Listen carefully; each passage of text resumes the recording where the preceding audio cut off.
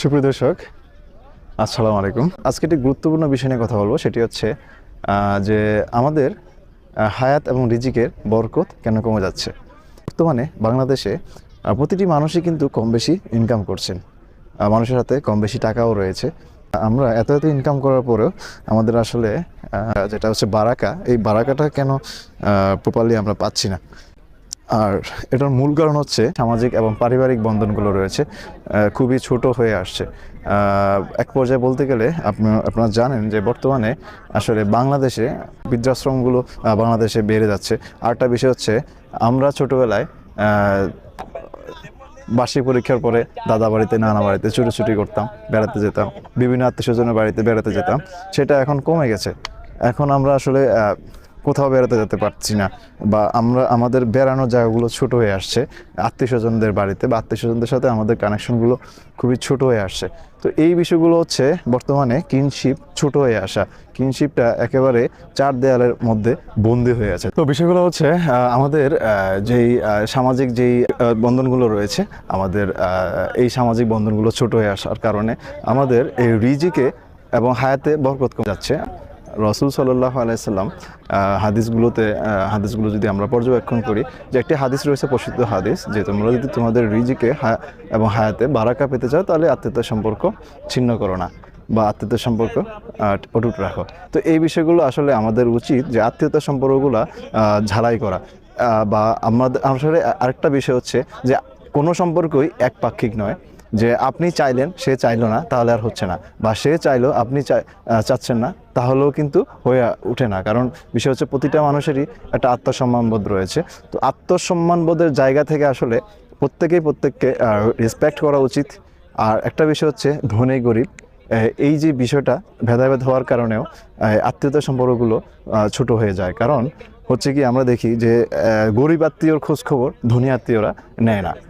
আসলে আমাদের সমাজে একটি প্রচলিত কথা রয়েছে যে তেলা মাথায় তেল দেয়।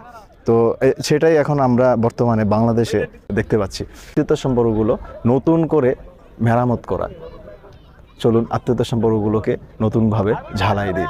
কেননা আরেকটা বিষয়, বর্তমানে পর্যটন সেক্টরগুলো, যে কোনো ধরনের পর্যটন সেক্টরে আপনি যান, টুরিস্ট প্লেসগুলোতে যান, আপনি দেখবেন যে উপচে পড়া ভিড়। বিভিন্ন টিভি নিউজগুলোতে দেখা যায় যে সামান্য একদিন বা 2 দিনের বন্ধ পেলেই ওখানে মানুষ ছুটে যাচ্ছে, মানুষের বাঁধ ভাঙ্গা উচ্ছ্বাস। কারণ কি জানেন?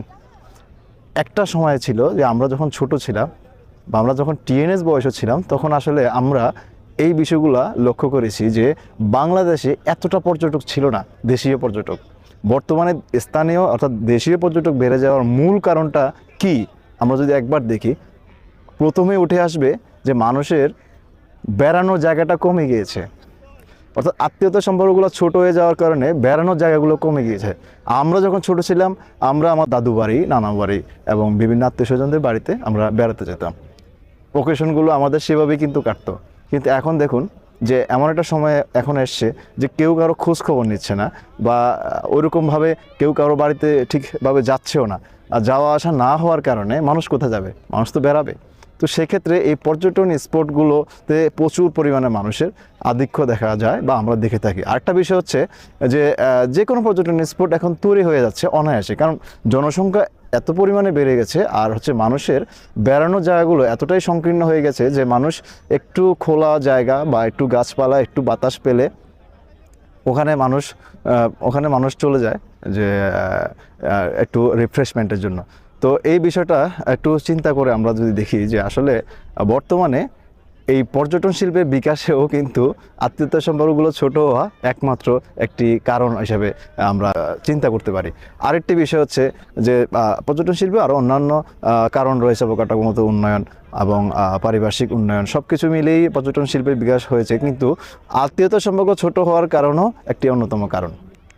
তো সবাই প্রত্যেকের আত্মীয়তার সম্পর্কগুলো নিয়ে একটু ভেবে দেখবেন, নতুন করে রিবিল্ড করবেন আশা করি।